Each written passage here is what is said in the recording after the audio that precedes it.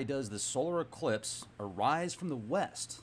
And another fun set of facts about the upcoming total solar eclipse here in the U.S. It becomes visible from Oregon, which is the 33rd state to join the Union. It also follows a path that goes through and ends at the 33rd degree north parallel of the United States and the globe. Also, which is in South Carolina, this is 33 days later, or I'm sorry, 33 days later is the September 23rd prophecy. Whether or not anything happens, that's the date. And a lot of people feel that based on the alignment of the planets and the stars that you can confirm via stellarium, people like Scott Clark and others have done a very good job breaking down and analyzing the possibilities that September 23rd could be Revelation 12. Now, with that said, every year it seems like September 23rd is going to be the date. It's always a very popular date, I've noticed, September 23rd. So let me share with you also what you've all been waiting for that have asked me this question. Why the total solar eclipse arises from the west. This is by Paul Sutter. He is an astrophysicist, much more intelligent than myself, and he gives an explanation. Let me just share the screen with you. Do you guys like the artwork behind me? If so, you should give Brady a call. She does amazing custom artwork. I'll leave the link in the video description box. You can actually contact her and tell her what you were looking for. If you let her know that you heard about her through Leak Project, she will give you an awesome deal. So, all right, let's go. You can see here the path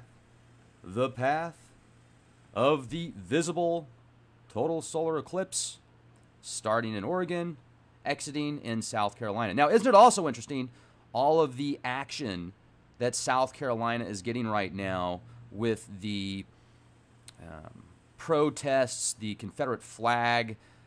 Somebody in San Antonio even got arrested at a protest about the Confederate flag. So what if somebody wants to have a Confederate flag? Do you really think that that's about racism? Do you really think that's about slavery? I mean, come on. It's just another way to eradicate history that those in control don't want you to know about. They want to paint it as a picture of something like slavery and racism and bigotry. And oftentimes there are those idiots out there that use the flag to represent it for that. But they could use a number of other things as well. What's your perception? Do you think that you should lose freedoms because of a civil war that took place hundreds of years ago? I mean, if you do, so be it. Who am I to judge? I can have my opinions just like you. But let's get into why the total solar eclipse arrives from the west.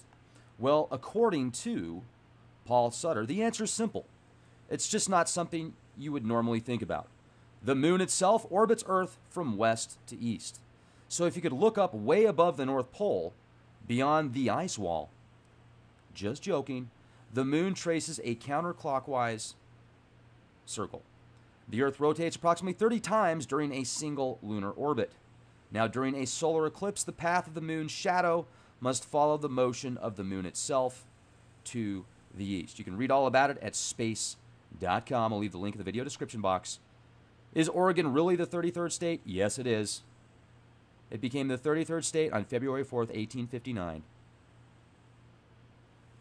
And then if you look at the 33rd degree parallel, you can see here South Carolina passing through Goose Creek.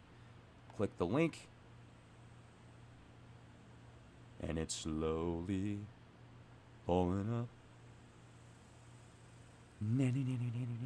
Somebody said in a recent comment, this guy lost all credibility when he said nano, nano. All credibility, ladies and gentlemen. And of course, this stupid internet has to freeze up while I'm doing this recording. Thank you, internet. Happens all the freaking time. Piece of... Well, anyway, let's go back here since this thing's being a piece of wonderful technology. Luckily, I already had these screens pulled up. That's an interesting path. I'm going to be in Idaho during this eclipse, and supposedly We're supposed to have about 3+ minutes, 3 minutes and some change of this total darkness. With that being said,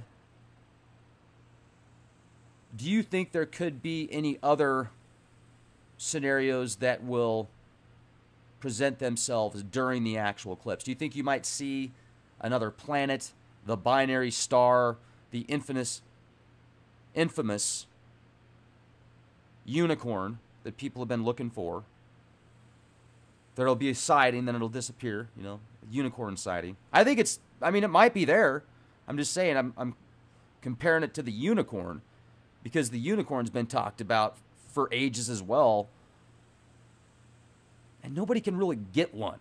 And if they have one, they're not sharing it with us. Let's see if this thing's pulled up yet. Oh, here we go. Finally. Thank you, Internet. South Carolina, the 33rd degree parallel. At the end there. Wanting to show you this on a map. But South Carolina, 33rd state is Oregon, the 33rd degree, passing through Goose Creek. Here you go. This is what I was looking for. Goose Creek, the 33rd degree, right there, passing right through. Quite fascinating synchronicity. Now, this just makes me think also of how there is an underlying set of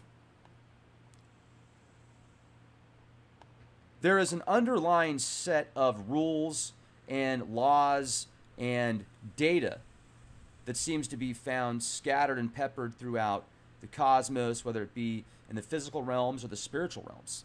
You look at the universe, one of the largest known images we have of the universe, and it looks like a synapse. You can see these giant clusters in the heavens that look like eyeballs. The Hermetic's point of view, as above, so below. Then you get into quantum physics, which, if the quantum physics theory doesn't just blow your mind, then wow. Quantum physics completely dismantles physical reality. And there's empirical data to back this up, which basically means we're in some type of simulation. Now, doesn't mean it's not real. The question is, how do we break out of these firewalls and learn to rewrite the code? Are we able to do that without technology? With the DNA computers that are out there now that are going to be faster than quantum computers, are you creating life by creating a DNA computer? The DNA is code for life. Now, what if you use your own DNA to make that computer? Like if some company offers you an opportunity, hey, send in your DNA. We'll make a computer that'll be just like you. And it'll be able to do the tasks that you do normally so that you can enjoy the comforts of reality TV. It's amazing. It's absolutely incredible. And it makes me think about how the ancient stories and mythos, whether it's the Gnostic text, the Sumerian text, the Anunnaki creating Adam and Eve, and they're like, uh-oh, they're better than we are. We better suppress them. Is that what we're going to do? Like, I was just reading an article about this game that's out there that's, what's it called here?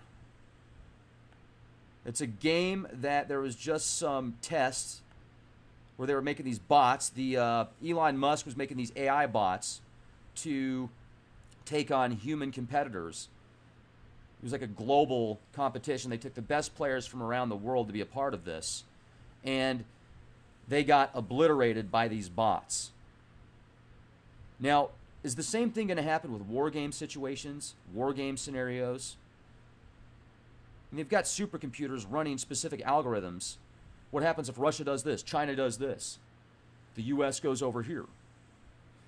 What about the AI technologies that have been created that start communicating with other AI clandestinely so that the human programmers don't know what they're saying?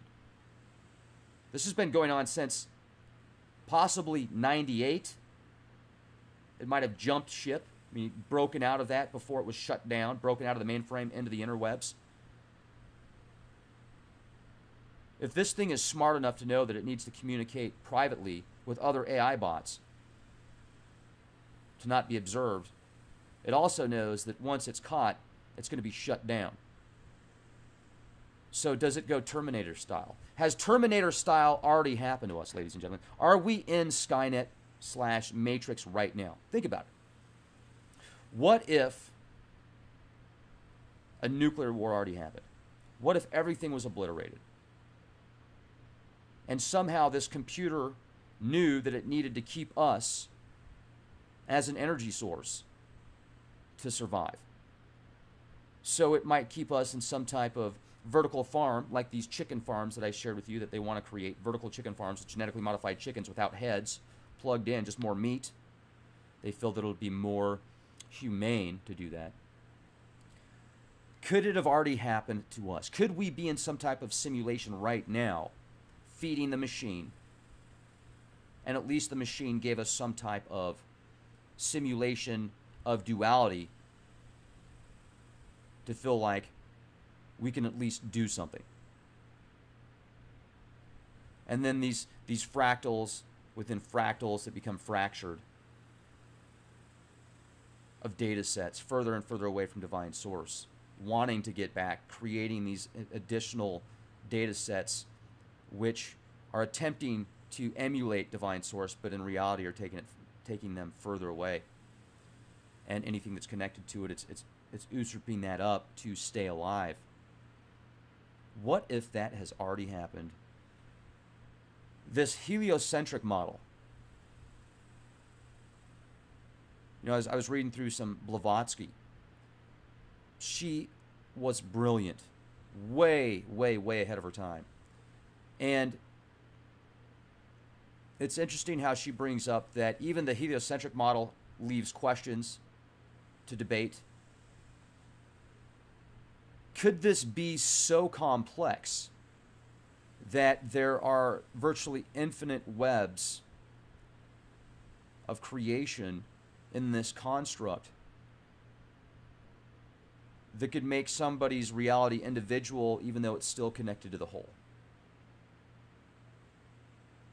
Space-time continuum, perceptions of matter, abstracts of space, and flows of data in time. This might all become more palatable in thinking about the quantum physics holographic universe theory. And the eclipse, you know, I've thought about that. Okay, so if the eclipse isn't what we think it is, and we're in some type of like holographic simulation based on reflections of light, how would that therefore create this eclipse, total solar eclipse, and the 33rd degree parallel? Will the powers that be, or certain factions behind many of the powers that be, that control the powers that be, use this as a sign for war? Could this be the beginning of a new landscape of land grabs and government changes, regime changes? Or is it just going to be a continual slow boil, wag the dog scenario? Once again, September 23rd, for at least the past 10 years, every September 23rd, something's going to happen. There's always a threat. We're still here. There's more people here than since we know about. Over 7 billion people. Even though there's a lot of problems and pain and suffering going on for many people, there's also a lot of kindness and loving, caring people that are healthy, that are creative, that are being the change. And let's continue to be the change. Let's continue to help others. Let's continue to set examples of awesomeness by being excellent to each other. And instead of looking at somebody's, you know, here's one passage that I really like out of the Bible that Jesus says. I think Jesus says this, right? Or supposedly he says this. The character Jesus says this in the New Testament. Instead of worrying about getting that piece of dust out of somebody else's eye, worry about getting that plank out of your eye. Something along those lines. You know, people that are constantly judging others, throwing harassment at others. You know, I get it. We're all different, and we definitely have a right to our opinion. So I'm not knocking people that do that. I just wonder sometimes it gets so extreme. Are they projecting their own fears?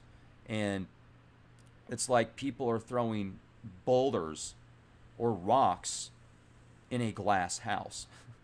So, you know, be an example by being good to others. That's my opinion. And I'm not perfect either. I mean, we all have our opportunities.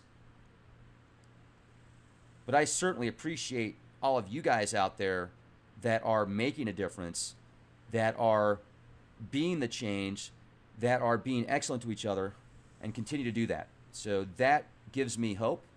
The light in the darkness, as long as it is there, it will continue. So let's keep it up. Have a beautiful day. Be the change you want to see. LeakProject.com. Nanny, nanny, nanny, nanny.